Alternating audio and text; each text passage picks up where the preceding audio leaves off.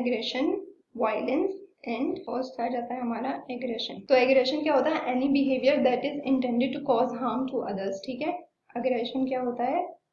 कोई भी बिहेवियर जो दूसरों के हार्म करने की नियत से करा जाए, उसको हम क्या बोलते हैं? अग्रेशन।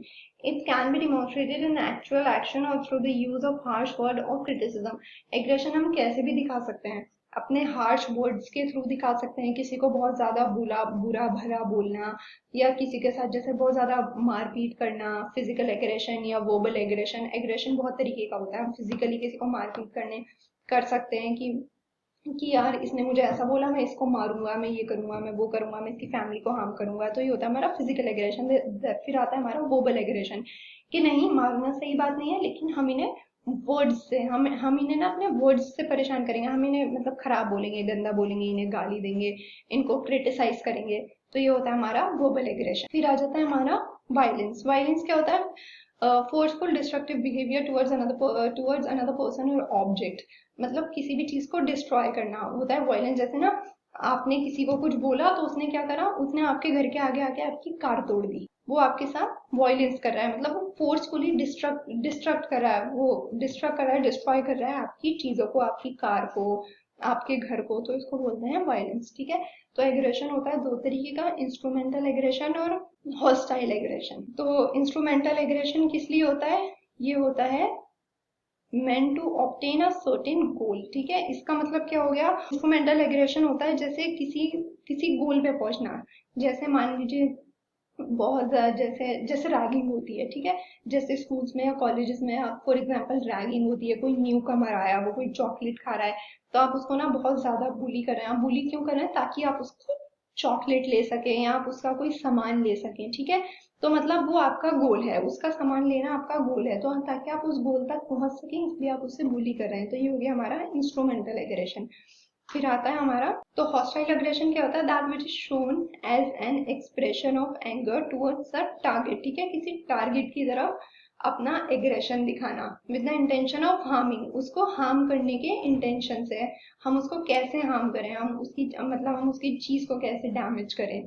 तो ये होता है हमारा हॉस्टाइल एग्रेशन, किसी भी टारगेट या किसी भी इंटेंशन की वजह से किया गया एग्रेशन होता है हॉस्टाइल एग्रेशन। फिर आता है हमारा causes of aggression. Psychological mechanism क्या होता है? ये होता है हमारा aggression could also be indirectly triggered by psychological mechanism, especially by the activation of certain parts of the brain that play role in emotional experiences। ठीक है, तो साइकोलॉजिकल क्या हो गया? मतलब हमारे ब्रेन के कुछ पार्ट्स को एक्टिवेट कर देता है ये, जो हम करते हैं हमारे इमोशनल एक्सपीरियंस में। तो ये हो गया हमारा कॉज, साइकोलॉजिकल मैकेनिज्म हो गया हमारा फर्स्ट कॉज। तो चाइल्ड रेयरिंग होता है the way an individual is brought up often influences his और एग्रेशन। ठीक है, तो मतलब बच्चे को ऐसे ही बड़ा किया गया, मतलब उसे ऐसे ही ब्रॉट अप करा गया है कि वो मतलब इन्फ्लुएंस कर रहा है उसके कि वहां की चीजों ने उसके एग्रेशन को इन्फ्लुएंस करा। तो फॉर एग्जाम्पल कोई बच्चा ऐसे ही बड़ा हुआ है कि वो कुछ भी गलत काम करता है तो उसके पेरेंट्स उसे फिजिकली हार्म कर रहे हैं, उसे बहुत मारते हैं, उसे चांटा मार दिया, या मतलब किसी किसी चीज से, किसी ऑब्जेक्ट से उसे मार रहे हैं, तो वो ऐसे ही इन्वायरमेंट में ब्रॉट अप हुआ है, ऐसे इन्वायरमेंट में बड़ा हुआ है। तो ये होता है चाइल्ड रेयरिंग, कि आप कैसे इन्वायरमेंट में बड़े होते हैं आपको उसके हिसाब से एग्रेशन आ जाता है। तो ये होता है हमारा चाइल्ड रेयरिंग। ओके, तो हमारा अगला कॉज आता है, हमारा next cause is aggression is an expression and consequence of frustration. तो फिर आता है हमारा फ्रस्ट्रेशन। तो ये कैसे कॉज होता है? फॉर एग्जाम्पल आप फ्रस्ट्रेशन का एग्जाम्पल ले लीजिए, जैसे आप कोई मूवी देखना चाह रहे हैं, आप सुबह से बहुत तैयार हो रहे हैं, बहुत खुश है, लेकिन कुछ ऐसा हो गया, कोई फैमिली प्रॉब्लम हो गई या कुछ हो गया, आप नहीं जा पाए, तो उसकी वजह से क्या होंगे? आप बहुत ज़्यादा फ्रस्ट्रेट हो जाएंगे कि यार हमने इतनी मेहनत करी, सुबह से हमने ये करा वो करा, इतनी तैयारी करी, सब कुछ करा, लेकिन लास्ट में हम नहीं जा पाए, तो आप बहुत ज़्यादा फ्रस्ट्रेट हो जाएंगे, बहुत ज़्यादा परेशान हो जाएंगे। तो उससे भी अग्रेशन आता है। तो ऐसा देखा गया है जो लोग बहुत ज़्यादा फ्रस्ट्रेट होते हैं, अब कुछ चीज़ों को लेके वो लोग नहीं कर पाते हैं, तो उन लोगों में एग्रेशन और ज़्यादा उभर कर आता है। तो ये फ्रस्ट्रेशन अग्रेशन थ्योरी किसने दी थी? ये दी थी हमें जॉन डॉलर ने। फ्रस्ट्रेशन और aggression theory is given by John dollar. ठीक है, तो ये थ्योरी क्या कहती है, ये थ्योरी पोजिट करती है that it is frustration that lead to aggression. ये हमें बताता है, जैसे अभी हमने पहले एग्जाम्पल दिया कि जो लोग फ्रस्ट्रेटेड होते हैं वो बहुत ज़्यादा एग्रेसिव हो जाते हैं। तो ये थ्योरी भी यही कहती है कि फ्रस्ट्रेशन लीड्स टू अग्रेशन। जो फ्रस्ट्रेशन होता है वो अग्रेशन तक पहुंच जाता है। अगर आप कुछ काम करना चाह रहे हैं और वो पूरा नहीं हुआ तो आप फ्रस्ट्रेट हो जाएंगे, और फिर आप जिससे भी बात करेंगे आपका उससे आर्ग्यूमेंट होगा, कॉन्फ्लिक्ट होगा, और आप बहुत ज़्यादा एग्रेसिव हो जाएंगे। फॉर एग्जाम्पल आप मान लीजिए, जैसे for example member of a majority group in society में be prejudice against member of minority group. ठीक है, तो वो लोग ना मतलब माइनॉरिटी ग्रुप पे ज़्यादा चढ़कर आते हैं। जो भी मेजोरिटी वाला ग्रुप होता है सोसाइटी में, वो माइनॉरिटी वालों पे बहुत ज़्यादा अथॉरिटी दिखाता है, बहुत ज़्यादा चढ़कर आते हैं। ठीक है, and may show aggressive behaviour to our minority group, और वो उन लोगों के प्रति बहुत ज़्यादा एग्रेसिव हो जाते हैं, उन लोगों को बहुत क्रिटिसाइज करते हैं, such as using abusive language और physical assaulting the minority group members. ठीक है, सो ये हो जाता है, this may be a case of displaced aggression arising out of frustration. तो वो क्या हो जाता है, वो एक डिस्प्लेस्ड अग्रेशन हो जाता है कि मतलब वो लोग बहुत ज़्यादा फ्रस्ट्रेट हैं, बहुत ज़्यादा फ्रस्ट्रेट कर रहे हैं, ये कर रहे हैं, वो कर रहे हैं, क्रिटिसाइज कर रहे हैं, तो उसकी वजह से भी एग्रेशन आ जाता है। कभी कभी एग्रेशन इसलिए भी आता है क्योंकि लोगों को लगता है कि हमारे एग्रेशन की वजह से हमें रिवॉर्ड मिलता है। जैसे हमने हॉस्टाइल एग्रेशन में पढ़ा था कि उन लोगों को ना एक पर्टिकुलर गोल पे पहुंचना होता है, उनका एक पर्पस होता है। फॉर एग्जांपल हमने एग्रेशन दिखा के इसको परेशान करा, इससे मारपीट करी, या हमने जैसे कोई न्यू कमर आया है स्कूल में तो हमने उसके साथ रैगिंग करी, तो हम जो भी चाहते हैं हमें मिल जाएगा। तो उन लोगों को लगता है हमारे एग्रेशन की वजह से हमें रिवॉर्ड मिल रहा है। तो इसलिए भी कुछ लोग एग्रेशन दिखाते हैं, क्योंकि उनको ना मतलब उनका ये नेगेटिव माइंडसेट बन जाता है कि हमारे एग्रेशन की वजह से हमें रिवॉर्ड मिल रहा है। तो कुछ लोग इस वजह से भी एग्रेशन दिखाते हैं। ठीक है, अब आ जाता है ऑब्जर्विंग एन एग्रेसिव मोड। ठीक है, ऑब्जर्व करना, किसी को ऑब्जर्व करके सीखना। ठीक है, तो इसमें बोला गया if a child observe aggressive and violence on television he और she am starting imitating the behaviour. Like आप जैसे आप कोई मूवी देख रहे हैं, उसमें कोई विलन है, वो जैसे उसमें दिखाते हैं कि एक हीरो है, वो 4-5 विलन को एक साथ मार रहा है, कि उसने इसको मारा, उसको मारा, उसको मारा, फिर वो हीरो बन गया। तो बच्चे ये देख के भी एग्रेशन सीखते हैं, वो सोचते हैं कि कितनी अच्छी बात है कि एक आदमी इतने सारे लोगों को मारा है, वो उस चीज़ से इन्फ्लुएंस हो जाते हैं। तो ये भी एक अग्रेशन का फैक्टर होता है। ठीक है, तो ये भी एक सिचुएशनल फैक्टर होता है, क्योंकि वो लोग इस सिचुएशन में है, वो लोग देख के इन्फ्लुएंस हो रहे हैं, वो लोग देख के सीख रहे हैं। तो ये होता है ऑब्जर्विंग। फिर आता है हमारा anger provoking action by others. ये हमारा एंगर मतलब कैसे और ज़्यादा बढ़ रहा है, और ज़्यादा क्या बोलते हैं, और ज़्यादा ऊपर जा रहा है दूसरों के एक्शन की वजह से। फॉर एग्जाम्पल थ्रू इंसल्ट्स और थ्रेट्स फिजिकल एग्रेशन और डिसऑनेस्टी। ठीक है, जैसे कोई किसी ने आपसे झूठ बोला, कोई आपको थ्रेट कर रहा है, कोई आपको फिजिकल एग्रेशन दिखा रहा है, तो ये उसकी वजह से भी हो रहा है। उसकी वजह से आपका एग्रेशन और ज़्यादा प्रोवोक होता है, मतलब दूसरे और ज़्यादा आपको प्रोवोक कर रहे हैं, आपको पोक कर रहे हैं, जिसकी वजह से आपका एग्रेशन और बढ़ता है। पर्सनैलिटी फैक्टर क्या होता है, नेचुरली मोर हॉट टेम्पर्ड पीपल शो मोर अग्रेशन। तो जो बहुत ज़्यादा क्या बोलते हैं, गर्म दिमाग के लोग होते हैं, वो जिनकी पर्सनैलिटी ही ऐसी होती है, हमेशा गुस्से में रहना, हमेशा एग्रेशन में रहना, हमेशा एंगर में रहना, वो लोग बहुत ही ज़्यादा एग्रेशन दिखाते हैं। तो नेचुरली ही बचपन से ही ऐसे होते हैं, वो लोग ज़्यादा क्या बोलते हैं, अग्रेशन दिखाते हैं। We may conclude that aggressiveness is just a personal quality. हम लोग मानते हैं कि ये जो एग्रेशन होता है ना, ये हमारी पर्सनल क्वालिटी होती है, हमारी इनबॉर्न टेंडेंसी होती है, कि नहीं हम तो बचपन से ही ऐसे हैं, हम तो बचपन से ही हॉट टेम्पर्ड है, हमें गुस्सा ज़्यादा आता है, या हमें छोटी छोटी बातों पे गुस्सा ज़्यादा आता है। तो ये हमारा ना पर्सनैलिटी फैक्टर हो गया कि इनकी तो पर्सनैलिटी ही ऐसी है, इसलिए ये इतना एंगर शो करते हैं। ठीक है, तो ये हो गया हमारा पर्सनैलिटी फैक्टर। फिर क्या आता है हमारा कल्चरल फैक्टर। तो हमारा कल्चरल फैक्टर, फॉर एग्जांपल आप मान लीजिए some tribal communities are traditionally peace loving whereas other sees aggression and necessary for survival. For example आप मान लीजिए जंगल में एक कम्युनिटी रहती है, एक तो कम्युनिटी है वो बहुत ज़्यादा पीस लविंग है, जैसे बाहर से अर्बन एरिया से रूरल एरियाज में लोग आते हैं, तो कुछ रूरल एरियाज के जो लोग होते हैं ना, बहुत ज़्यादा अच्छे से बात करते हैं, बहुत ज़्यादा पीसफुल होते हैं, बहुत ज़्यादा वेलकमिंग होते हैं, उनको अच्छे से बिठाते हैं, खाना वाना खिलाते हैं, और ये वो तो ये होता है हमारा क्या, कल्चरल फैक्टर, ठीक है। तो वो लोग इतने एग्रेसिव नहीं होते हैं। लेकिन कुछ लोग क्या होते हैं, वो बहुत ज़्यादा एग्रेसिव होते हैं। जैसे कोई भी बाहर से अर्बन एरिया से रूरल एरिया में या किसी गांव में लोग आएगा, तो वो ना, गांव वाले बहुत ज़्यादा गुस्सा करेंगे, बहुत ज़्यादा एग्रेसिव हो जाएंगे। वो सोचेंगे कि ये हमारे ना, क्या बोलते हैं, हमारे वैल्यूज़ को, हमारे बिलीव्स का मजाक उड़ाएंगे ये लोग बाहर जाके, ये लोग हमें नहीं समझते हैं, ये हमारा सर्वाइवल मोड ख़त्म कर देंगे। जैसे वो लोग जंगल के पास रहते हैं, वहाँ पे क्रॉप्स वगैरह उगाते हैं, तो वो लोग सोचते हैं ये शहर के लोग इसलिए आए क्योंकि ये ना यहाँ पे मतलब जंगल वंगल काट के यहाँ पे अपनी इंडस्ट्रीज बना देंगे, तो ताकि वो अपना कल्चर, अपनी कम्युनिटी बचा सके। तो कुछ लोग इसलिए भी एंगर एग्रेशन दिखाते हैं। तो ये हो गया हमारा कल्चरल फैक्टर। हम एग्रेशन और वायलेंस को कैसे रिड्यूस कर सकते हैं, ठीक है। तो यहाँ पर है, parents and teacher should be specially careful not to encourage, ठीक है, not to encourage or reward aggression. तो उन्हें चाहिए वो अपने बच्चे को ना किसी भी चीज, किसी भी वजह से उनका एग्रेशन को रिवॉर्ड ना करें, उनको इनकरेज ना करें। The use of punishment to bring about discipline also need to be change. उनको ना ऐसे नहीं करना कि बच्चे ने कोई गलती करी तो उन्होंने उसे ना मतलब फिजिकली हर्ट करा, जैसे उनके चांटा मार दिया, ये कुछ कर दिया। तो पेरेंट्स को ना अपनी पेरेंटिंग स्टाइल्स पर भी ध्यान देना चाहिए। उन्हें देखना चाहिए कि बच्चे टेलीविजन पे क्या देख रहे हैं, बच्चे दूसरों से क्या सीख रहे हैं, बच्चे हमसे क्या सीख रहे हैं। उनको ना आपस में, जैसे पेरेंट्स आपस में लड़ाई करते हैं, तो उन्हें इतना एग्रेशन नहीं दिखाना चाहिए कि बच्चा देख के वो सीखे, मतलब मॉडलिंग करे। वो देख के ना, जैसे हमने पीछे पढ़ा था, लर्निंग का एग्जाम्पल होता है मॉडलिंग, तो बच्चे बहुत जल्दी मॉडल कर लेते हैं।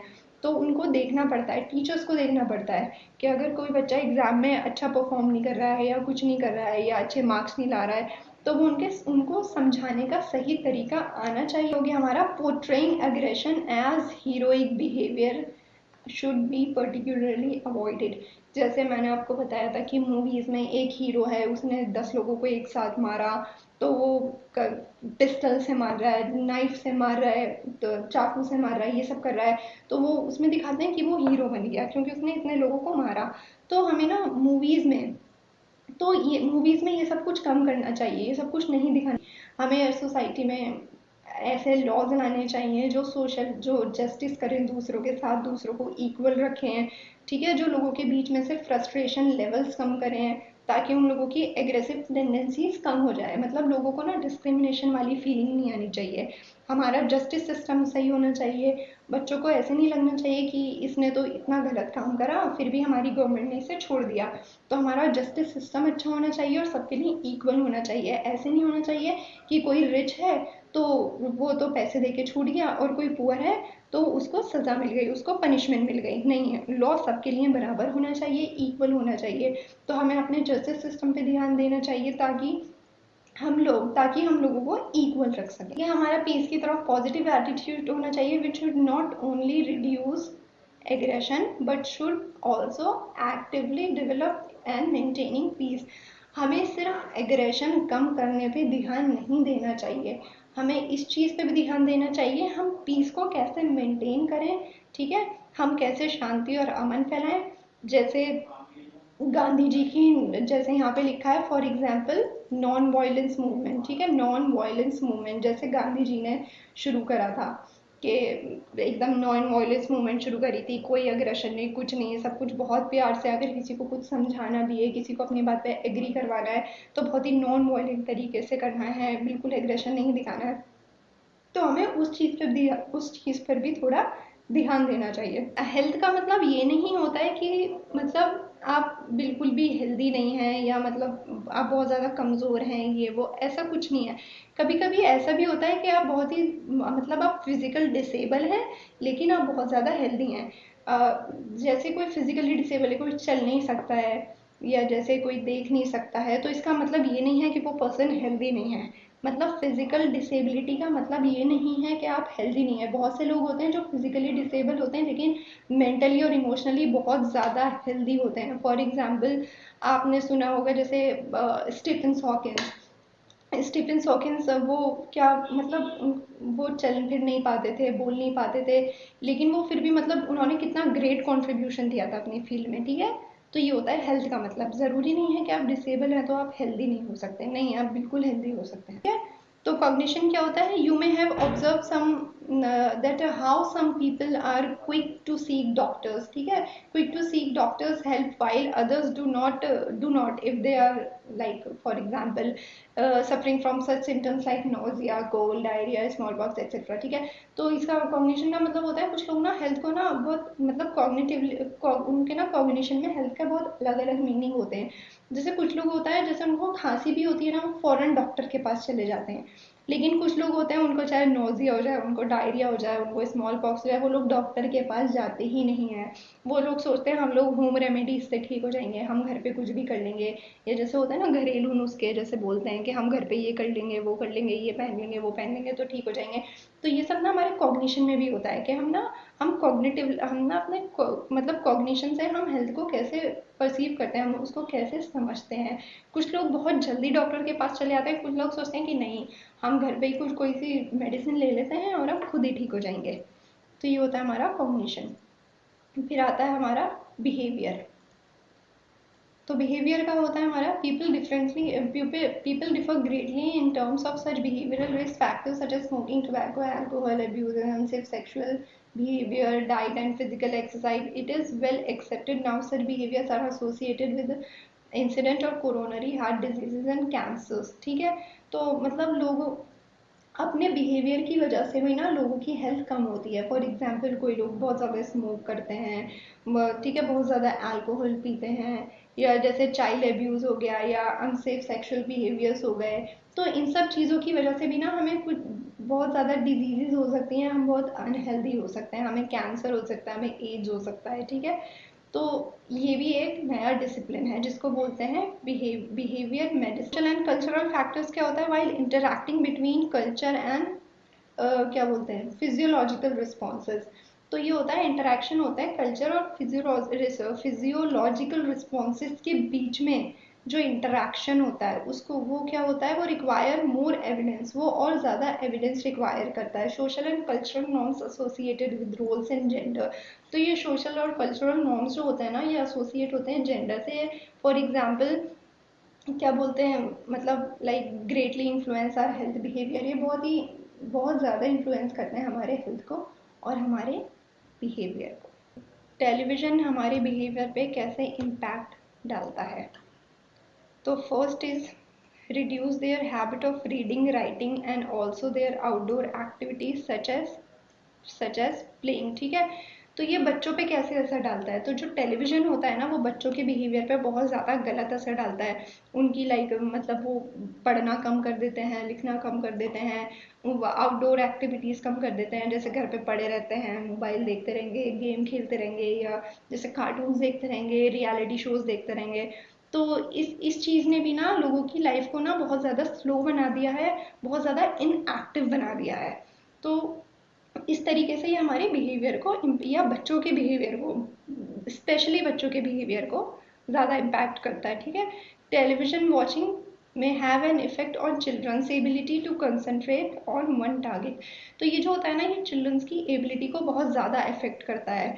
ठीक है, उनकी क्रिएटिविटी को इफेक्ट करता है, उनकी एबिलिटी को इफेक्ट करता है, उनके सोशल इंटरेक्शन को इफेक्ट करता है। फॉर एग्जाम्पल आपने देखा होगा कि ना जब किसी रिलेटिव का फ़ोन आया तो आपके पेरेंट ने बोला कि आप इनसे बात कर लो, तो अब बच्चे क्या करते हैं, बच्चे कहेंगे नहीं हम अभी नहीं कर रहे हैं, या हम इनसे क्या बात करेंगे, हम तो इन्हें जानते भी नहीं हैं, ये वो। तो वो हमारे सोशल इंटरेक्शन को भी रिड्यूस करता है। हम किसी से बात ही नहीं करना चाहते, हम सोशली इंटरेक्ट ही नहीं करना चाहते, हम मतलब हम कोई क्रिएटिविटी नहीं दिखाना चाहते, हम अपनी एबिलिटीज़ नहीं दिखाना चाहते, हम अपनी कैपेबिलिटीज़ नहीं दिखाना चाहते। तो ये इस वजह से भी ना बहुत ज़्यादा हैम्पर करता है बच्चों को। तो ये इस वजह से भी होता है, बहुत ज़्यादा वायलेंट पिक्चर्स देख रहे हैं, बहुत ज़्यादा एग्रेशन देख रहे हैं। ठीक है, तो ये उस वजह से भी होता है कि बच्चे ये सब देखते रहते हैं। Then, in the case of adults as well as in children, it is said that the consumerist attitude have developed, and this is due to television watching। तो ये इस वजह से भी होता है, जैसे ना बहुत ज़्यादा जैसे पेरेंट्स हैं या बच्चे हैं कुछ भी बहुत ज़्यादा देख रहे हैं, जैसे किसी चीज़ का ऐड आ रहा है, जैसे आप मान लीजिए किसी क्रीम का ऐड आ रहा है कि ये बहुत अच्छा है, ये बहुत अच्छा है, ये बहुत अच्छा है, प्लीज़ ले लीजिए, या इस चीज़ से ये होता है, इस चीज़ से आप गोरे हो जाएंगे या आपके बाल बहुत अच्छे हो जाएंगे। तो ये उस वजह से भी होता है। तो उस वजह से ना आप देख देख के सोचते हैं कि ये ऐसा है, ये ऐसा है, मतलब वो आपको ना इन्फ्लुएंस कर देते हैं, तो आप उनके इन्फ्लुएंस में आके चीज़ें खरीदने लगते हैं, तो ये भी एक इम्पैक्ट होता है, ये भी हमारे बिहेवियर पे इम्पैक्ट करता है। ठीक है, तो these are some important questions from CBSE. Just try to solve them and read them carefully. Okay, thank you, that's it.